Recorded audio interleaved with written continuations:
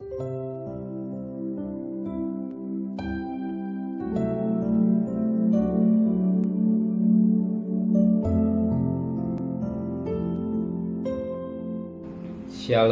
pagi, bersama tundukkan kepala, pejamkan mata sejenak.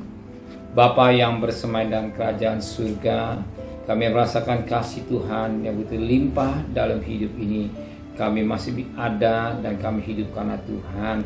Maka pagi ini kami mengutamakan Tuhan di atas segala-galanya, mengadakan mesbah keluarga, mesbah pribadi.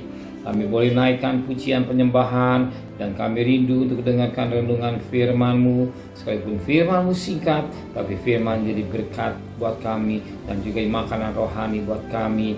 Dan kami juga boleh naikkan doa syafaat kepada Tuhan. Haleluya. Amin. Shalom pagi. Mari sama-sama kita akan membaca firman Allah. Matius pasal 5. Matius pasal 5 ayat 13 sampai ayat yang ke-16. Matius pasal 5 ayat 13 sampai ayat 16. Garam dunia dan terang dunia. Kamu adalah garam dunia. Jika garam itu menjadi tawar, dengan apakah ia diasinkan? Tidak ada lagi gunanya selain dibuang dan diinjak orang. Kamu adalah terang dunia. Kota yang terletak di atas gunung tidak mungkin tersembunyi. Lagi pula orang tidak menyalakan pelita lalu meletakkan di bawah gantang, melainkan atas kaki Dian, sehingga menyerinangi semua orang di dalam rumah.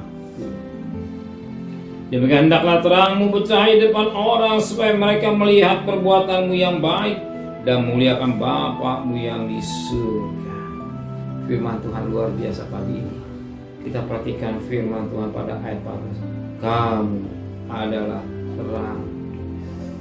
Ingat, kita adalah masih terang. Kita tidak punya terang. Saudara buktikan ketika saudara berjalan ya dalam tempat yang gelap, saudara tidak melihat apa-apa.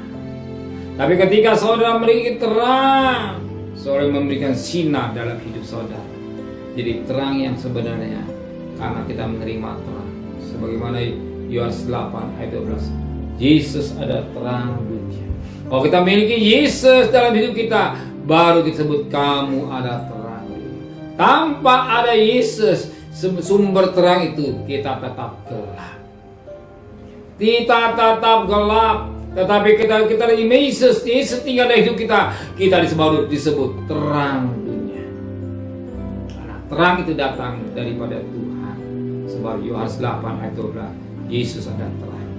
Ketika kita memiliki terang Yesus dalam hidup kita ini, apa yang harus terjadi hidup kita? Ayat 15.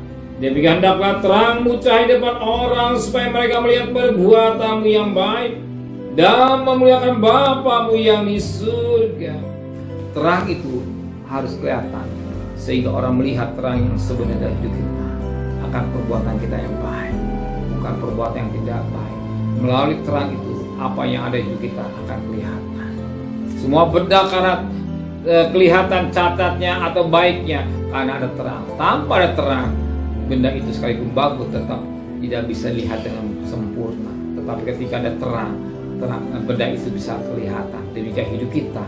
Kalau kita memiliki terang itu dari hidup kita orang akan lihat perbuatan kita yang baik dan Tuhan dipermuliakan di hidup kita.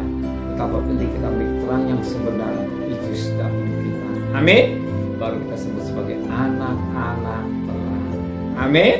Terima kasih Bapa di surga buat firman-Mu yang sebegitu jangan lupa mengingatkan bahwa kami jadi anak terang. Anak terang bukan karena kami, tapi karena kami terima Engkau sebagai juru selamat.